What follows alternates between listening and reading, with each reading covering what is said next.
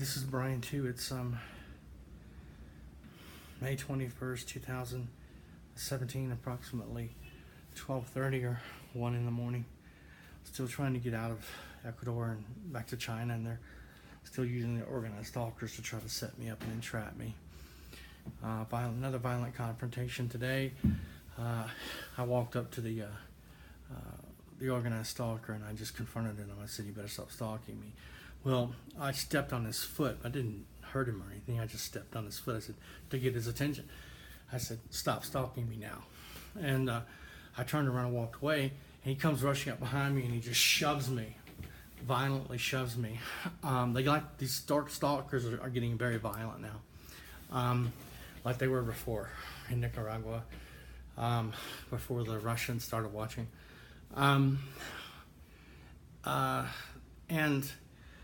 So I tried to take his picture, but I couldn't get the camera turned around, and he tried to attack me again. So I just walked away. And there were witnesses there, but they don't care about these things. But they know that, I'm going to confront the stalkers. I'm not going to let them just stalk me. I'm going to confront them, and they know that. And so they're getting violent in their responses now. It's a form of entrapment. They use forced synthetic telepathy, remote neural attacks, causing me to burn. The remote neural attacks are tied in sequence with the organized stalking. So the situational scenarios, the conversational scenarios, and the remote neural attacks and synthetic telepathy, all of it's combined, timed in sequence. At night when I sleep, they're targeting my heart mainly at night when I sleep to hide the evidence of their atrocities from the Ecuadorians who are watching everything. You have cameras in my room, in the hotel, etc. And they're causing my heart to vibrate so rapidly. It's not beating, it's vibrating like this so rapidly. Anyway, my cardiovascular system is slowly failing. I can barely breathe.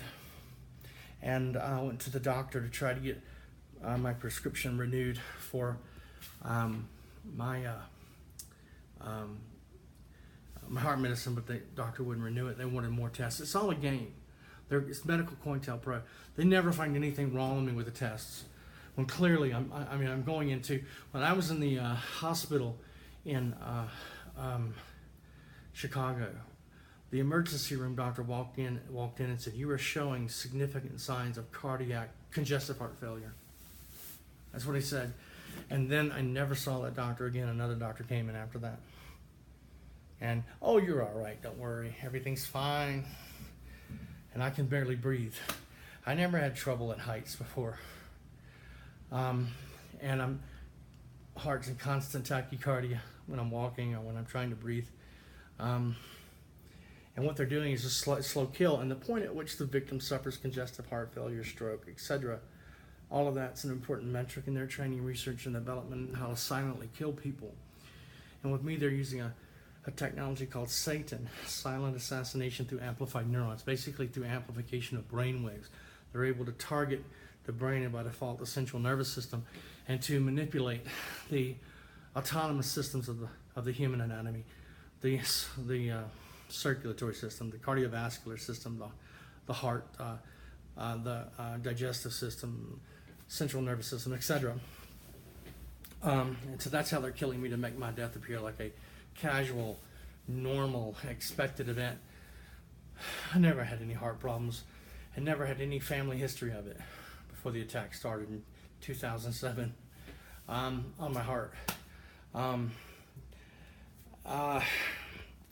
They were attacking me sporadically with directed energy, but I just thought they were panic attacks. Back in the Cayman Islands, when they first used voice of God weapons on me in 1997. But then they stopped. And now I'm just struggling to breathe, and I can't get my heart medicine. It's all a game. If I go and I get the exam, it's just going to say, "Oh, your heart's fine, no problem." And then when I die of congestive heart failure, stroke, some other related disease or disorder, or some other disease or disorder entirely, like they're targeting my hands every night when I wake up in the morning. I don't understand why, but that's a big part of their technology. So I wake up every morning, or every time I go to sleep, and they knock me out into forced-induced sleeps about 3 or 4 times a day now for the last few days.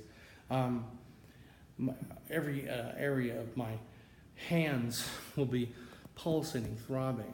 And I can't tell if it's neurological or circulatory, but it's also pins and needles and partially numb. Apparently they're targeting my neurological system, but my cardiovascular system, by causing my heart to beat rapidly every night, they're slowly causing my lungs, my cardiovascular system, the blood vessels, the ability of my heart to process oxygen. I don't know, I'm not a doctor, but it's slowly failing. They're continuing the organized stalking until something terrible happens, and then it'll be, you know, I was delusional or schizophrenic or whatever. You know, it's all a game. It's all a deadly game of deception and manipulation, nothing more. Trauma-based mind control, training, research, and development. And mind control technologies, using innocent people to further their technology in the most horrific form of human weapons testing in human history. In the most horrific and terrifying form of non-consensual human experimentation in human history. They've been torturing and killing people for decades. This is Brian 2, May 21st, 2017, still trying to get out of South America back to China.